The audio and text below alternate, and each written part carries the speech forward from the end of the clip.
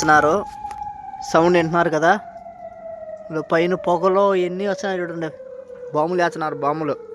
జాగ్రత్తగా ఉండాలి మామ, ఎందుకంటే ఇక్కడ యుద్ధాలు జరుగుతున్నాయి. చాలా రోజుల నుంచి ఇక్కడ భయంకరంగా యుద్ధాలు ఉన్నాయి. మా కపిల్ కూడా పోలీసు మిలిటరీ అనమాట, ప్రతిరోజు డ్యూటీకి వెళ్తానే ఉన్నాడు. చాలా ప్రాబ్లం ఉండాలి, చాలా జాగ్రత్తగా ఉండాలి కదా చెప్తాను. చాలా జాగ్రత్తగా ఉండండి. ఇప్పుడే జస్ట్ మిస్ 10-15 నిమిషాల కిందట పెద్ద బాంబు వదిలినారు. నేను ఇంట్లో కూర చేసుకుంటున్నాను, గుమ్మో గుండె దడాన్ని కొట్టింది. మా మేడం మసీదులో వదిలేసి వచ్చినాను. మా మేడం అర్జెంట్గా ఫోన్ చేసి మారు బాంబులు వేస్తున్నారు, తొందరగా మసీదు కాడికి రా, నన్ను ఇంటికి తోడుకుపోదురా అని చెప్పింది.